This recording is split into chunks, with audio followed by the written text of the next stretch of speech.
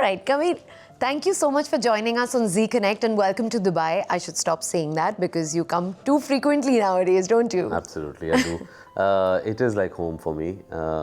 Every opportunity I get to come, maybe speak at a function or interact with people, I always grab that opportunity and I'm here. Yeah, and you love Dubai audience, right? I do. Dubai has always been, I must say, a great audience for my films. I've got a lot of love for my films from here. I can never forget the kind of reception that Bajrangi Bhaijaan got over here. I think for years it was one of the highest grossing film over here, one of the Hindi films.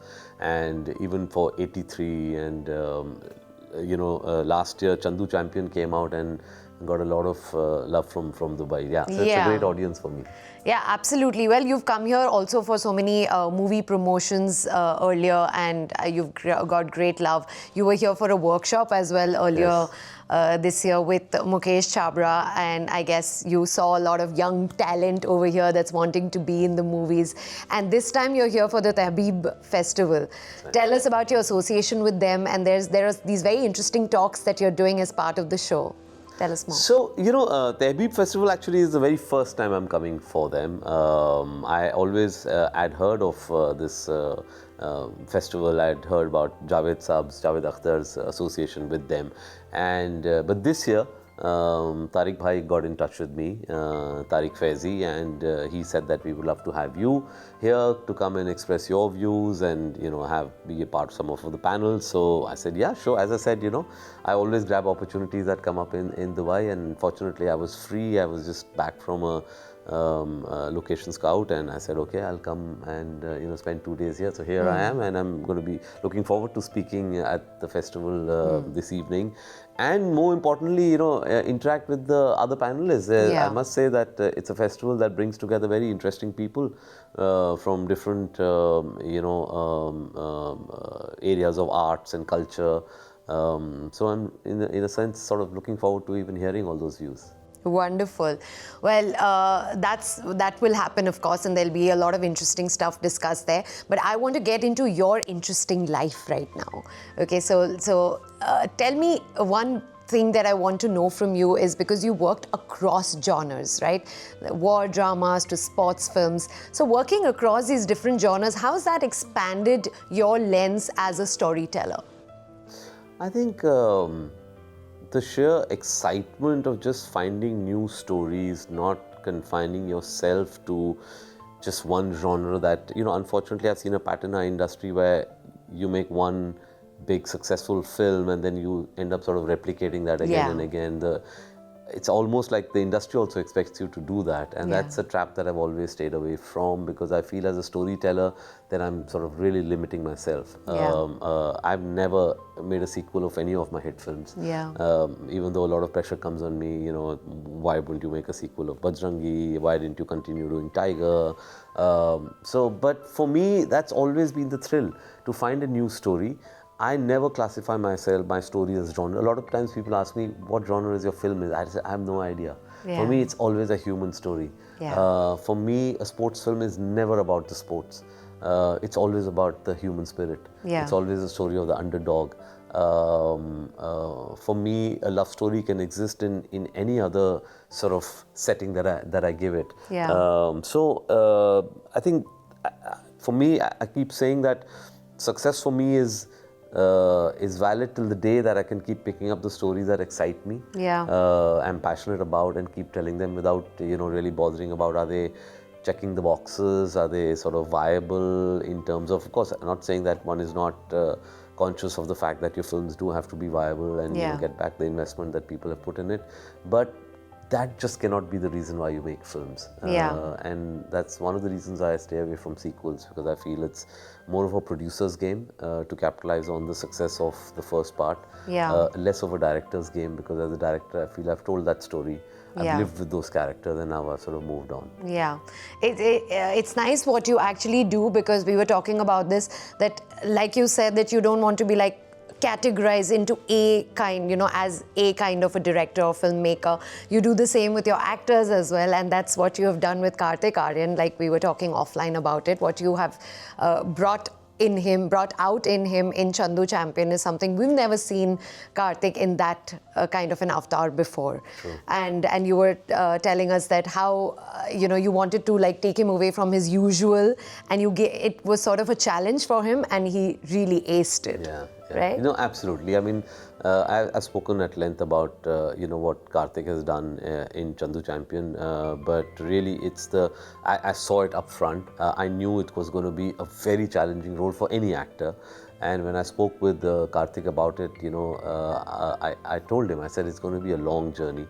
There's going to be a physical transformation. There's going to be acquiring of a lot of skills, in terms of boxing, in terms of swimming. Even the way you perform is something very different from what you've been doing in your earlier films, and so it's not going to be an easy journey. But I could see the hunger in his eyes, and I think at the end of the day, that's what makes actors go the extra mile. If they're really passionate and hungry to do something on screen, and that's what results in great performances. Yeah. Whether it's Ranveer in '83 or whether it's Karthik in Chandu, it's really the hunger. Yeah. And I'm so glad that he got so appreciated for it.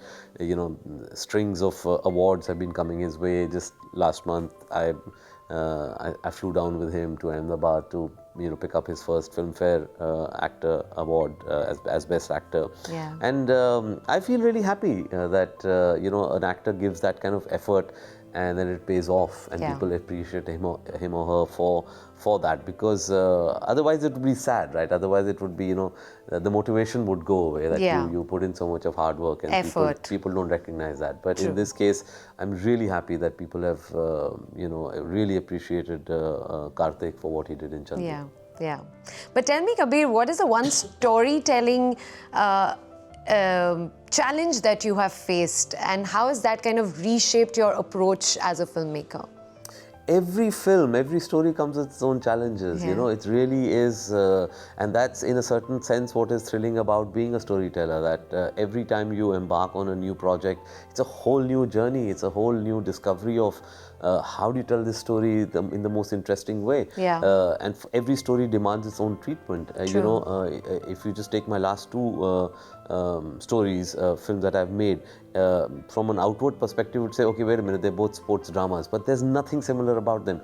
83 is a story that every Indian knows about.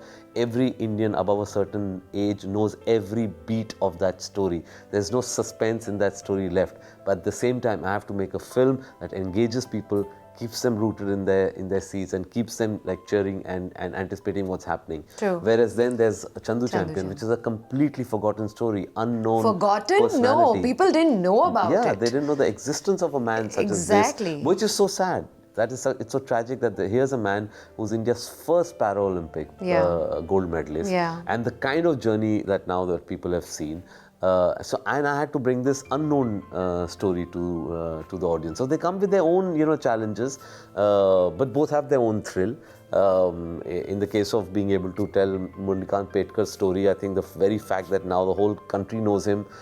My film ironically begins with him going into a police station and wanting to put a case on the presidents of India for not getting the Arjuna Award, and then 6 months after the film release, Karthik and I sitting in Rashtrapati Bhavan, seeing the man get a lifetime Arjuna Award from the President of India. That is validation of a film. That is what stays with me as a filmmaker for life. Everything else comes and goes. Success, failure of a film is very transient. But the effect that a film has and the longevity of how long it will be spoken about is the true success of the film. 100%. Today, after almost 18 years, somebody comes to me at an airport and says, you know what, my favorite film of yours is Kabul Express. I feel so happy. That's one of my smaller films made, my back first in the film. days. But it's still spoken about. That's successful. Yeah, absolutely. No, anyone who doesn't know you and he just Googles your filmography and sees all the movies and be like, wow, hit, super hit. So that's how it is. But that's also a lot of passion and hard work and effort that you put in, which shows. But tell me, your films highlight human stories, set against political backdrops so many times. How do you kind of ensure that the narrative is more empathetic rather than polarizing? That is something that ultimately comes from within you. It's not something that you have to say, okay, I will not let my story become polarizing if you yourself and your ideology is not that. So a lot of times people ask me that, how do you do that? I don't know, maybe it's the empathy that's within me. Maybe it's just the lens that I'll look at the world from. It's maybe the years and years of traveling literally all over the world. I had the great fortune, the great privilege of traveling, to more than 80, 90 countries around the world as a documentary filmmaker, being able to see people and see different perspectives, right? And I realized ultimately there's nothing, there's no truth, there's only a version of truth, and it's ultimately your perspective that matters. And if you are able to open up your mind to hearing different perspectives and hearing everybody else's point of view and seeing, you might not agree with them. And a lot of my characters in my films are characters who I do not agree with them in terms of the ideology. I don't agree with my very first film, Kabul Express, is about, a Taliban, a Talib kidnapping, John and Arshad's character. I might not identify ideologically with that person, but I'm ready to explore his human story. I'm ready to explore his emotions. Because at the end of there are no stereotypes, there are no cardboard characters. We like to believe these are black and white. There are no black and white. True. And that's ultimately what I'm exploring. Or whether it's Ekta Tiger, today Ekta Tiger is spoken about as the origin of the spyverse and all that. But for me, it was basically a story of two people who fall in love, who have been defined as enemies because of the geography and politics that they live in. And then when they fall in love without knowing each other's identities, the whole question is, so then why is this person an enemy? Just because we've been told it's an enemy, or can we try and explore that, what the reasons behind that is? So it's always been a human drama, which is of course set against these larger-than-life political backdrops, which I always enjoy. I often say this, that a lot of times us filmmakers make the films that we enjoy watching. And these are the kind of films I've always enjoyed watching. That's why my favorite filmmaker when I was growing up from India was Mani Ratnam, because he always had these beautiful human stories set against this larger-than-life backdrops. And so when I came into the industry, I said, no, I want to do that. I wasn't very comfortable watching, love stories set without a context, just set in La La Land, no social, no historical context. So I said, let me try and put that. And at that point in time, it was actually taboo. Politics and mainstream cinema was like, are you mad? You don't want to do that.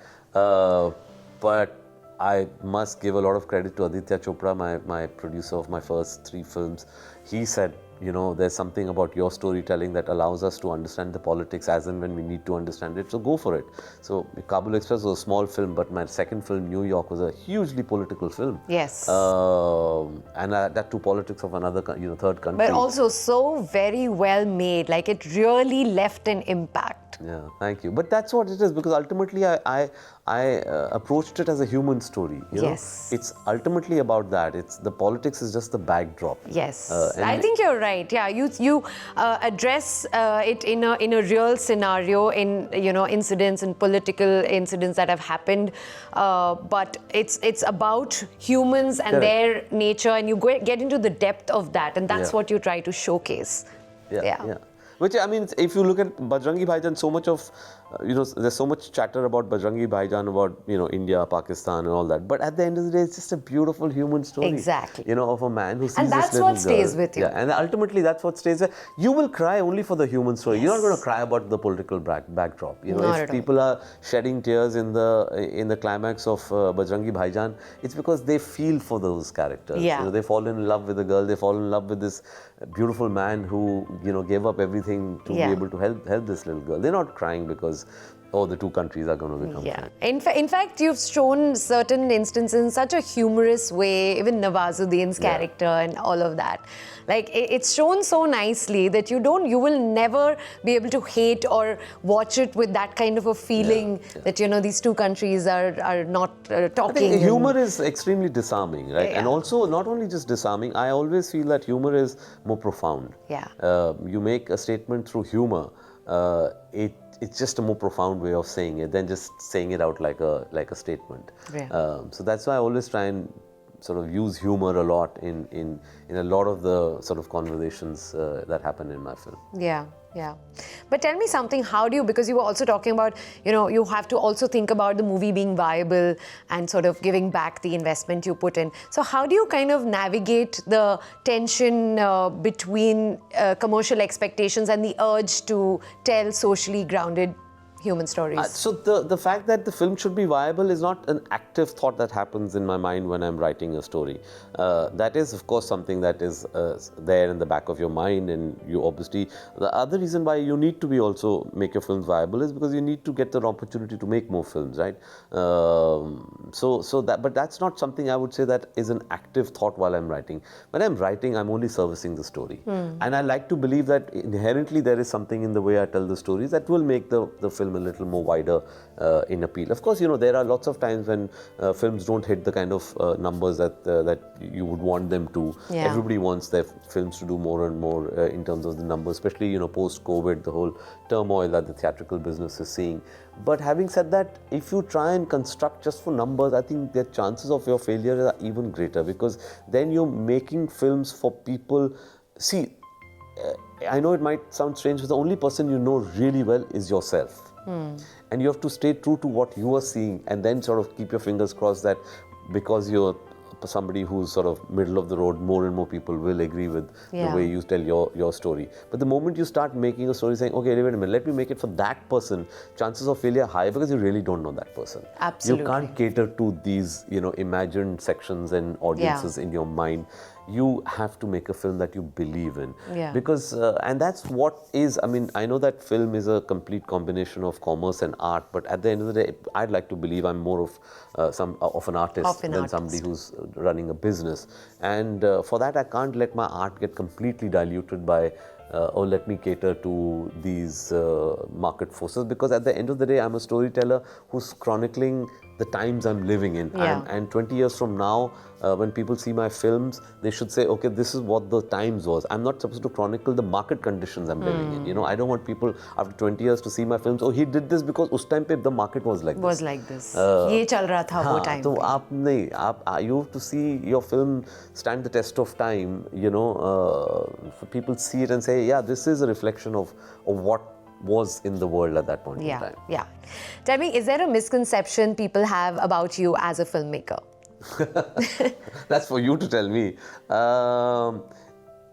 Yeah, you know, sometimes people say that आप एक comedy बनाइए या आप एक love story बनाइए. So, and I'm like saying, okay, comedy बनाओ. सब कुछ मेरी picture में है. हाँ, what I feel is that, but you know, I can never like say कि I'll just make a comedy so everything is about laughing. I feel Bajrangi, for example, is huge amounts of humor.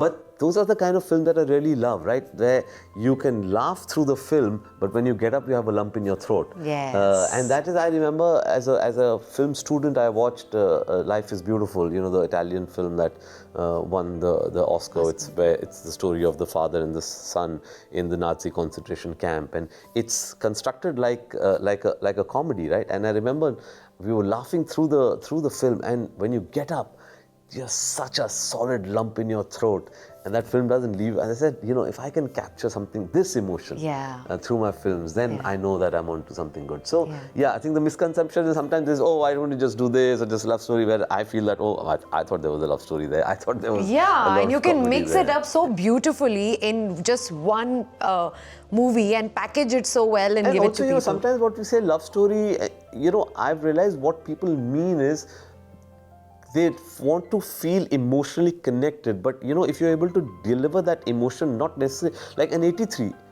is a love story for me. It is. It is Kapil's insane love for his country, where he says, no matter how much you laugh at me, I'm going to go and get this cup for me. So, and that's why you cry at the end, you know, when those literally the bunch of boys that I call them, because they were so young at that point in time, when they run after that last, when the finger goes up for that LBW, for me is such a huge celebration of love. So I think is, I don't know whether it's a misconception or whether I'm not being able to understand what people say. Yeah, about no, me. no, absolutely. I totally get this. And in fact, like, this is like, they can edit it if they want, but like, my husband plays a lot of cricket and he's a fanatic. And he's also a very patriotic person, so every time he's watching 83, he's got tears in his eyes. Every time India wins a match, he's got tears in his eyes. Every time he scores well, he's like, it's his love for the game. It's also his love for the country. And, sometimes I see that as bigger love than just the love between me and him, for his partner. So that's a love story there, True. Absolutely. I'm so glad you said that. So, what was I asking you next? Let me come back to it. But tell me something. What if you were not a filmmaker? What is the other form of storytelling that you would pursue? Would it be photography, making documentaries, or just anything else? So I was poetry? a documentary filmmaker before I transited to doing features, only because I felt that, not because I don't enjoy that format of storytelling, I love that format of storytelling. I felt a certain frustration of not reaching out to a larger audience at that point in time, because when I was doing documentaries, there were no OTTs or YouTube, so you needed commissions from channels, which I was getting, but I was getting commissions from channels abroad and not really much happening in my country. So that's definitely something that I enjoyed. But I think what my true love is, what my first love is, and what got me into filmmaking also is still photography. I just love photography. For me, even now, and this is something my family also knows, for me, true joy is just taking my 2 cameras and just walking the streets of a new city. I can do this for days on end. And then the reason why I'm not able to do it, as part of my family outings, is because the schedule of a street photographer is completely different. You have to get up at 5 in the morning. You have to shoot till just about 9 a.m. when the magic light is there. Then you go back, you have your breakfast, go to sleep. Then you go back again when the magic light comes back in the evening. And then you go to sleep at 9 p.m. hour. So, but that joy, which I've now started doing more, recently, the last year and a half, I went to the Kumbh Mela, I went to Pushkar Mela. Every given sort of opportunity, I just now take your camera and take my camera and go away. So that I would, I don't know whether I could make a living out of that. But that's what I would like. You never know. I mean, you're so passionate about what you do. Maybe if this was with photography, you would make a career out of it. Everybody would be looking up to you as Kabir Khan, the photographer. But tell me, keeping in mind and given the global streaming era right now, is there like a story that you've really been wanting to tell, like that also resonates universally? I honestly feel a good story will always resonate globally, irrespective of the culture it's set in, irrespective of the country it's set in.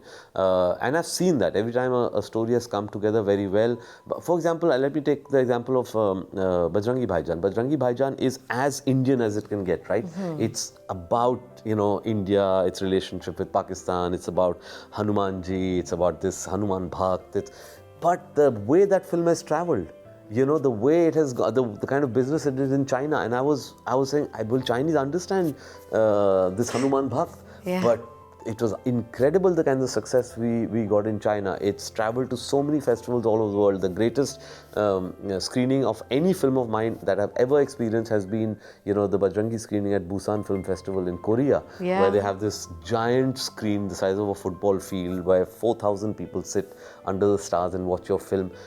Honestly, it's the closest a filmmaker can feel like God. When you have 4,000 people laughing and crying with your film. So I believe of that... Of a nationality and of a country that you never imagined. And that was 90% Korean audience. And of course, because it was the International Film Festival, people from all over the world. So I'm getting more and more drawn now, especially to the kind of stories that I feel can really resonate globally. And I also believe that today, the more local you are, the more global you are. About 10, 15 years ago, there used to be this phrase called crossover, and let's make a film. I don't agree with that. I think the more local, the more rooted you are, the more crossover you will be. And that's what I like to concentrate on and make films that, even 83 has traveled so widely despite being it's a story about the celebration of the Indian cricket team winning its World Cup, and I had people writing me, from different countries, people from England, from Australia. They said, well, it's not even our country, but why are we crying? Yeah. When Yeah, I'm I've read watching this. this film, why am I crying? I'm Yeah. British. But it's because ultimately it's the identification of the triumph of the human spirit. Yeah. And then one of my favorite sports films, again, I'm calling it sports because it has the backdrop of sports. So for me, it's just a lovely human drama. Yeah. Is Invictus, which is a story of the rugby team in South Africa at the time when Nelson Mandela takes over, and how rugby was identified as a white man's sport, and because of Mandela, how it becomes a sport that it's just so beautiful. I know nothing about rugby. Yeah. I've seen that film 20 times. I know nothing about rugby. But as I said, it's not about the rugby. Yeah. Even in '83, I've often said this famously, that you can replace the cricket with kabaddi.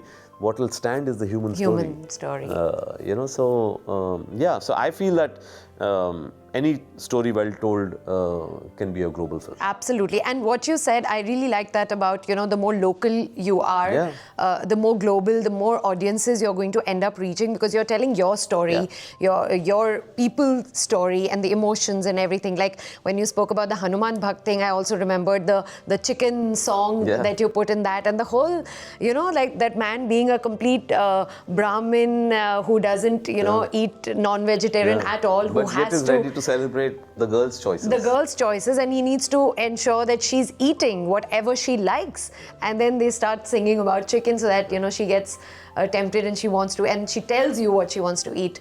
It was beautifully put out, like so many people around the world wouldn't even know this. Now this sector of the population probably does not, in India, does not consume this. So like really. But somehow I think stories have a way of penetrating cultural barriers. Like you're right, like somebody sitting in Korea, for example, will not understand what the concept of a person not eating chicken is. But somehow I think the story has a way of putting that and through. Even if not, like if they are confused, they might probably ask an Indian about it. Then what is this about, and then you would explain. So it's nice of you to actually put it there and then leave it for people to assume, talk about it, debate about it or whatever. Great. Okay. One more question about your stories. Is there anything in your mind right now that you've been just waiting to turn into a film, but you're waiting for that right moment? Is there a story like that? There is. Unfortunately, I can't speak about it. I knew you would say that. But it's a huge, it's a story that just completely blew me away. I think it's a very important story to be told in today's day and age. It's not completely an Indian story. It's a global story. It's a story of a person from another country, but I feel it has hugely something that can resonate internationally, something which is very important in today's time. So yes, that would be my dream project as of now. Not that every project is a dream project for me, but there is one story that I'm. But you're still waiting for the right moment, or is it already in the works? I'm pushing. And I'm like, if I could, I would make it tomorrow. Okay. But certain sort of things have to come together for me to be able to say it the way I want to say it, at the scale that I want to say it. Keeping up. If you need a Dubai girl in it, please feel free to cast me. I'll send you my audition videos. For sure. You never know. You never know where we can end up casting people. My producer behind is just laughing because he's like, Zee Connect chhod ke nahi jaane dunga. Okay, last question. As a viewer, what is something that you really enjoy watching now, and what is that something you've watched recently that has left a lasting impact on you? Oh, actually, that's always a very difficult question to answer. But so many that I've sort of enjoyed in the last few years. Let me see. From the Hindi film industry, if I liked something the last year, I would actually have to mention Lapata Ladies. My dear friend Kiran has made a beautiful film that I'm so glad is getting all the love that it deserves. And it's a film that I've truly sort of enjoyed watching. There have been a lot of shows which I've enjoyed. This question is always so Yeah, difficult. it's so because just difficult, when you I ask know. that question, you get so muddled. कि क्या-क्या देखा था, क्या-क्या enjoy I किया, कुछ याद ही नहीं know. आता. For anyone, for Yeah. any individual, anyone Yeah. asks me as well. Yeah. The most recent that I've watched, I'll probably talk a lot about it. Yeah. But then I'll forget the really amazing ones that I've watched before, and you know, there's just so much Too much going on. great content to watch as well. I saw The Jackal, which I really loved. I watched it about 3-4 months ago, which is a great series inspired by the Day of the Jackal book that came out 40 years ago. Yeah, but there's so many that Great. We'll leave you to think what you want to watch tonight after the Tahbib Festival, of Tahbib course. Festival. But thank you so much for talking to Thank us, you. Kabir. This was Thanks. supposed to be 20 Lovely. minutes, but I I've know, easily yeah. taken 40 minutes of yours. Sorry about that. So I don't give short answers. You don't. If But the question is interesting, then it's long. if the interviewer is interesting as well, मुझे भी थोड़ा credit दे Otherwise, दीजिए. they're monosyllabic answers. Yes, no. Last time it was him. No, maybe with him it was at a time when we were doing too many. After the third or fourth I get interview, it. you're Must be brain as dead. part of an Yeah. event or something where you were. Now you're more at peace and in your own space. So thank you so much, Kabir. Lovely talking to with you. Thank you so much.